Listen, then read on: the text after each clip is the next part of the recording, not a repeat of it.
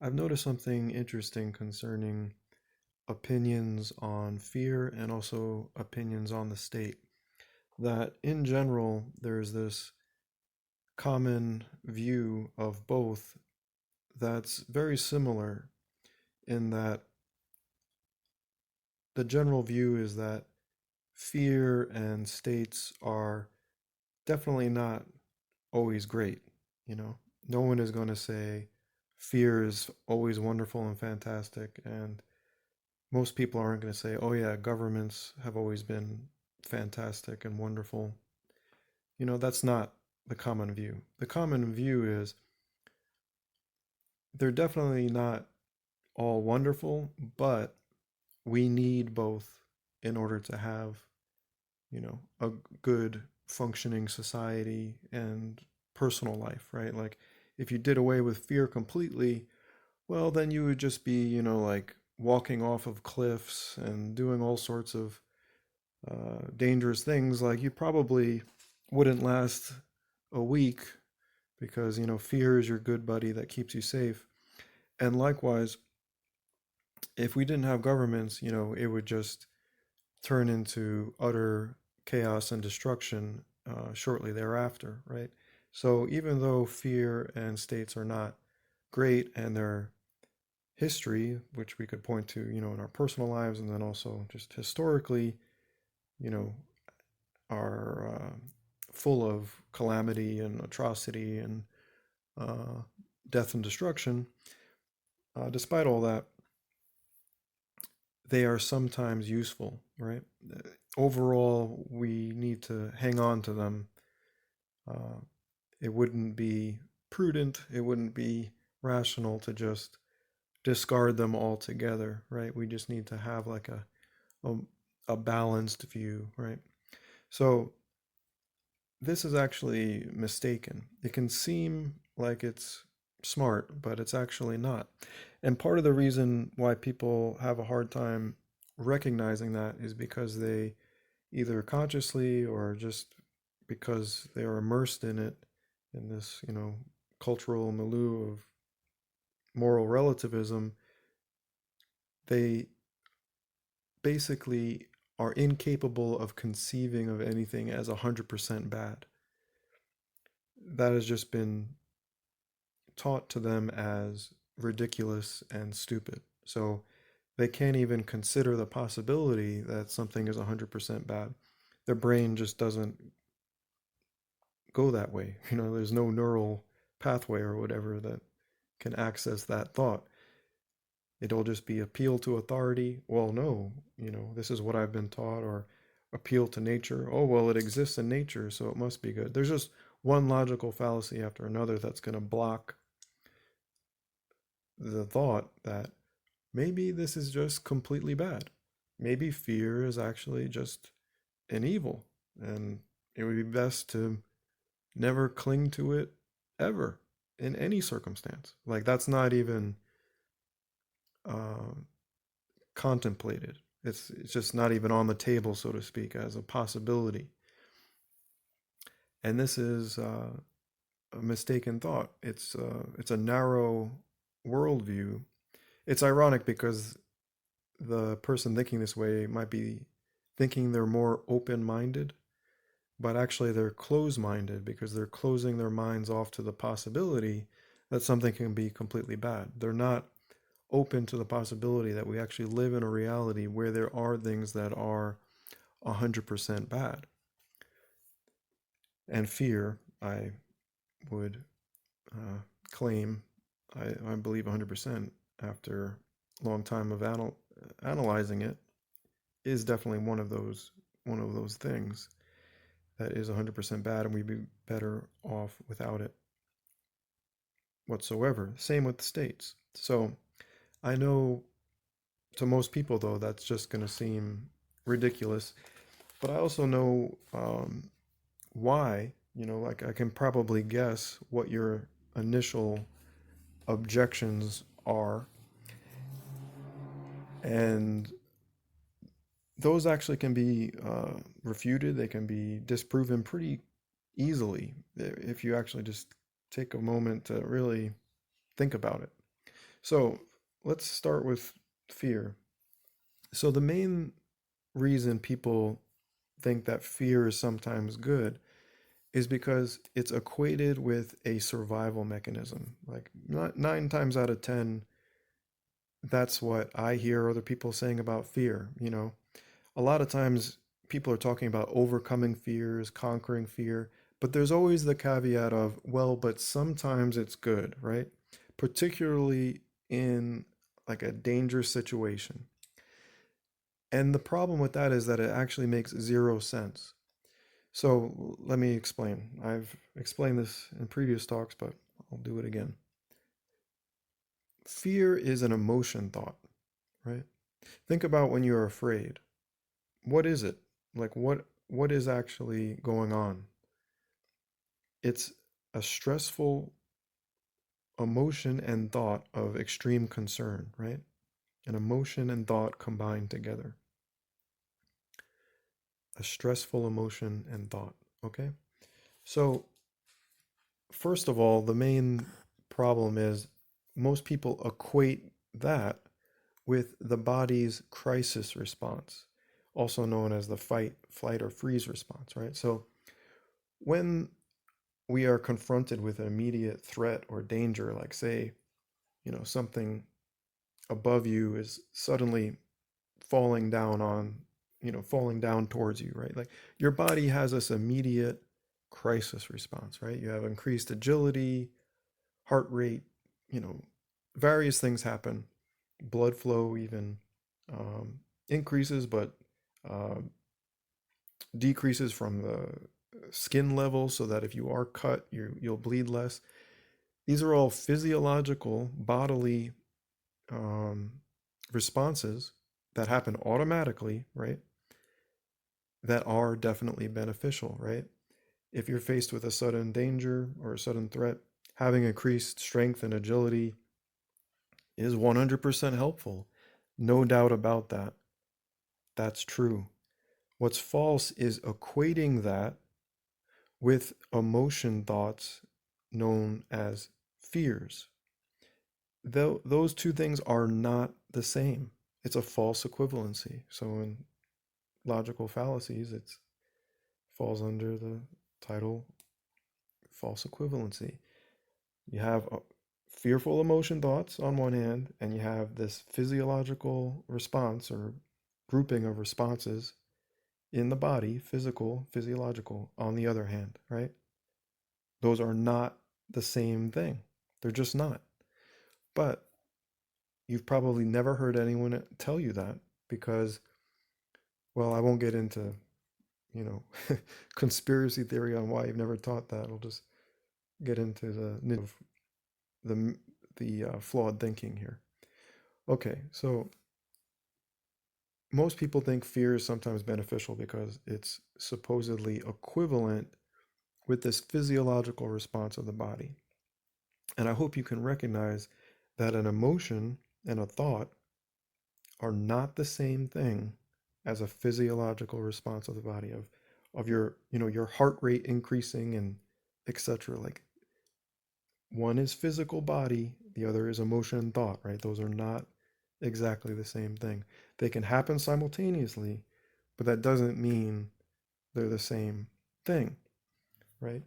If you're faced with a danger, additionally, and this also, I believe, just proves beyond any doubt that the idea that fear is beneficial in a dangerous scenario is false, is if you just think about what is actually advantageous in a crisis, right? So use the classic example of the saber-toothed tiger or any dangerous animal, right? Could be a bear, a tiger, right? You're walking through the woods and suddenly you bump into a tiger, right? And the tiger starts growling at you. Okay, you're in a dangerous situation, no doubt about it.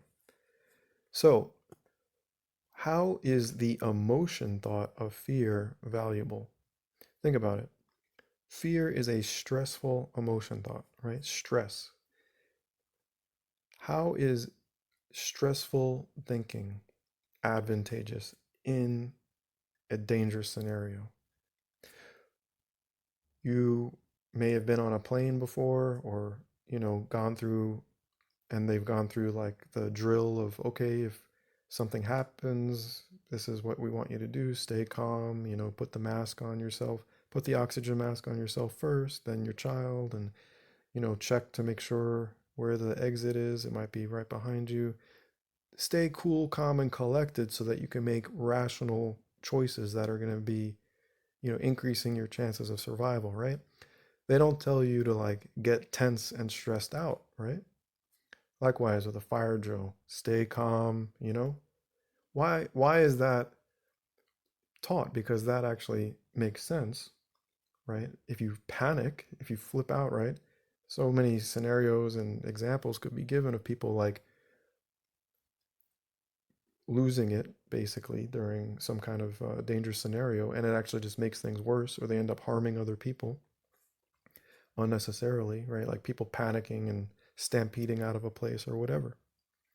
So, how is stressful thinking helpful if you're faced with a fire or a dangerous animal or any other conceivable, possible dangerous scenario? The answer is it's not. It's not at all. It's the opposite of advantageous. It's a disadvantage. You're just making your chances of a good outcome less, because stress lowers your ability to think critically, and it also lowers your awareness, right? So in a dangerous scenario, you want to have awareness and critical thinking operating at the maximum, right? You want to be able to think at your best and be as aware as you possibly can, right? Like again, with the plane scenario, the exit might be right behind you, but if you get into this fearful mindset and you get tunnel vision, so to speak, right? You may not take a deep breath, look around and evaluate the situation and make the best choice that results in, a good outcome. So this is just like basic analysis of what fear actually is and comparing it to what they definitely conspiratorial, they tell us it is. They tell us it's one thing, but it's not. It's not equivalent to the body's crisis response, right? It's a stressful thought that not only isn't helpful in an emergency scenario, it's actually detrimental. It makes it worse. Your chances of survival are less if you cling to fear in those moments. So that's fear, and that's the flawed thinking, namely false equivalency, that leads people to believe that it's sometimes good, coupled with the moral relativism, right? Even after I explain this, a lot of people I think will still kind of shake it off and be like, well, that can't be right because it can't just be 100% bad. And they might, again, appeal to nature. Well, why would it exist in nature if it didn't have any purpose, right? And then they might think, according to, evolutionary theory, everything in the natural world has served a biological purpose of survival. Therefore, we wouldn't even have fear if it didn't have any advantage, right? They'll have this kind of train of thought and they'll think it's smart and they'll think it's accurate, but it's not. Macroevolution, by the way, Darwinian macroevolution, is a complete lie. Not true at all. One species turning into another species. The idea that your cousin, your cousins with bananas and your ancestors include, ultimately pond scum, is just disempowering scientific garbage that's been fed to you, along with the idea that fear is sometimes good for you. It's all disempowerment. It's all propaganda for the purpose of disempowerment. An appeal to nature is just the assumption that if something exists in nature, that it must be good, right? Why would you assume that? A lot of times people look at predators and they say, oh, well, I saw, a video of a lion doing that, so it must be okay for me to do that too. Why would you assume that? Just because it exists in nature doesn't mean it's a good idea for you to do it as a human being, right? People like fixate on all these terrible things in nature and be like, oh, well, I guess it's cool if I do that too. Never mind the herbivores, never mind all the animals that don't do those things, and never mind the fact that, I shouldn't have my ethics based on, animal behavior. I'm just going to appeal to nature and assume that it's good because it's in nature, right? It's irrational thinking. It's not, it's not, uh, yeah, it's not rational. It's not actually uh, a smart worldview. And from a theological perspective, if you're religious or even spiritual, why would you exclude the possibility that we are born into a reality that has both good and bad so that we can, then choose using our free will between the two? Like, maybe that's part of the reason we're here, even to make those choices correctly, right? But I digress, don't want to go off on a theological thing, but just recognize it's an assumption. If you think nothing is 100% bad, and if you think, well, if it exists in the world, then it can't be 100% bad, and especially if, you're appealing to authority, oh, well, all these so-called experts say so, that's also just an assumption. You're just assuming that they're correct. It's not actually sound reasoning. There's no facts or reason. There's no truth there. It's just an appeal to these supposed authorities. Okay, so now transitioning from focus on fear to focus on the state, right? So just like the pro-fear perspective is flawed, even though it's limited, right? There's, again, nobody saying like fear is fantastic and wonderful. They're saying, well, it's sometimes necessary. It's a necessary evil. It's sometimes helpful. You have basically the exact same perspective, even the same exact words being used in promotion or justification or rationalization of states. They'll say almost the same exact words that they say about fear, they'll say about the state. Like, well, yeah, certainly people, in the institution known as the state have done horrendous things, probably the worst things ever, including killing Jesus. If you happen to believe in him, you would recognize that as like a major example of complete evil, right? But then there's also just all of the horrendous, acts that have been committed during wars, just all the torture and killing of civilians and, you know, bombings, etc., right? Just genocides, democides, state-sponsored terrorism, right? Poisoning of people and calling it, good medicine, right? Like water fluoridation. I mean, the list is literally like infinite, right? Just like all of the horrible things that governments have done, right? But never mind all that, because we need them for protection, right? So this logical fallacy is the false dilemma, the idea that this is the only way that this can be accomplished. So just like with fear, how people think, well, without fear, we couldn't handle a crisis, how that actually doesn't make any sense. Fear actually makes it worse. Similarly, people have a mistaken view about states where they think, well, without them, we wouldn't have roads or we wouldn't have any protection, right? Like they're the only means of doing those things. So, in order to just clarify or explain how that's false, the first thing you need to get clear on, which has not been, explained anywhere as far as I've seen, certainly not explained to us in school, in, political science class, is that the state fundamentally right, the state does lots of different things, right? You can point to, oh, well, they do education, they have military, they have legislation, but fundamentally, what is it that makes the state the state? Like, you probably recognize, okay, there is actually other security services out there besides that provided by the state, right? So that's not what makes the state, right? Or you might say, oh, well, they have education. Well, you probably know, I'm sure, that there's such a thing as private education, or if you're just teaching yourself or teaching your own family, right? That's education. It's not done by someone employed by the state. So again, that's not exclusive to the state. We can't say that's a like defining characteristic of what it makes a state a state. The defining characteristic of a state is extortion.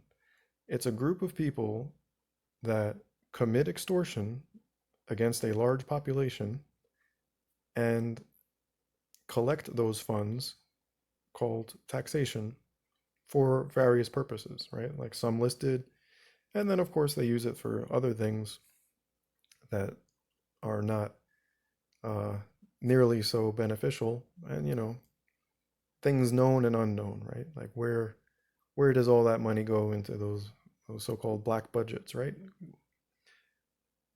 No one knows really where all the money goes, right? But what we do know is that they're extorting the money, right? Extortion is coercing people to give you money, right? Saying, pay me money or I'm going to do something bad to you. Namely, I'm going to like charge you fines, make it, I'm going to do, make your life worse economically, more difficult economically. And then it escalates, right? Well, if you don't pay the fines, well, then eventually someone with a gun is going to come, restrain you, put you in a cage, right? And if you resist, they'll kill you, and that's totally fine according to them, right? So that's what extortion is. It's basically like what the mafia does, right? The mafia goes to a business and says, pay up, or else we're going to do something bad to you, right? That's what extortion is, and that's what makes the state, along with their supposed legitimate monopoly on violence to commit that abuse of extortion along with various other abuses. That's actually what makes the state, right? It's who you pay taxes to, right? Who you're being extorted by. It's the group of extortionists. And of course, there's a whole lot of political theater put on top, but that's really who they are. So it's important to get that straight, just like it is to get straight what fear is exactly. Fear is these particular emotion thoughts. There's fear of humiliation, there's fear of injury, right? Fear of failure, social failure. There's these particular thoughts. It's not the body's crisis response.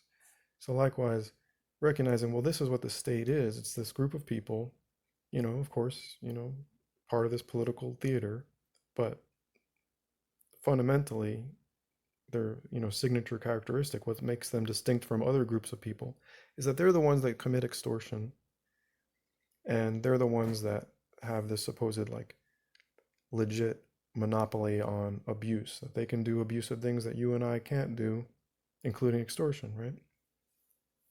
And then they have supposed justifications for that, namely implicit consent, which again, just short analysis shows to be false, right? To say like every time a newborn baby is born on the earth, they've implicitly consented to be governed by whoever happens to be the governor in the area where they were born on the earth. Like that just makes no sense whatsoever. You wouldn't, it just doesn't hold up to scrutiny. Or to say, oh, well, you have the option to vote. Well, that doesn't equal consent either, right? What if you don't vote? What if you vote for someone who doesn't win? It doesn't. Or what if you vote just to try and make things less bad? It just still isn't equivalent to consent, right? So it's just another false equivalency, just another big lie, behind the supposed, well thought out foundations of civilization here. All right, so just to summarize this as best I can, the thinking on fear by most people is similar to the thinking on states by most people, in that they think that, yes, both are very problematic, but we need both. And when you look into the details of that supposed necessity, you know, you discover lies, irrationality, and immorality. In other words, you discover nothing solid whatsoever. Fear is completely toxic. It's a toxic emotion, though. You can call it demonic. If you can completely conquer fear, you're better off for it, right? If you can completely embody courage, that's going to do you much better than fear ever will. Likewise, thinking that we need to have a group of extortionists who have a monopoly on violence in order to make the world safe and better is just irrational. Those are contradictory terms or contradictory activities, right? Extortion is an abusive activity, and giving people exclusive right to abuse whenever they say emergency, for example, that is not a safe position. And to think that, well, without them, we couldn't have protection, and without them, we couldn't have law and order. Those are false dilemmas. That's not true. You can certainly have law and order outside of a system based on extortion. Why would you think extortion is like the secret sauce of law and order? Like, why can't we have law and order without extortion? Or like, why can't we help the poor without extortion? There's no logical reason to think that without this historically,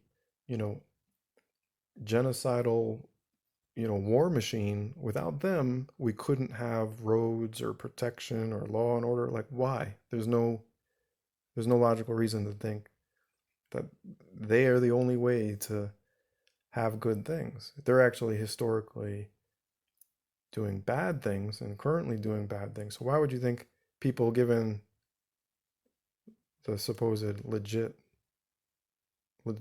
given like legitimization of violence, why given a free pass on being violent, like why is that? How is that the means to a non-violent world? It doesn't make sense. It doesn't hold up to scrutiny. We can have protection without extortion.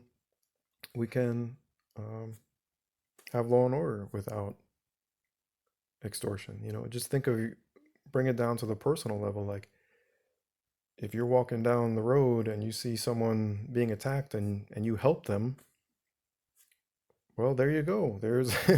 You didn't first have to, commit extortion on the person that you were helping, right? You just helped them, provided protection for them.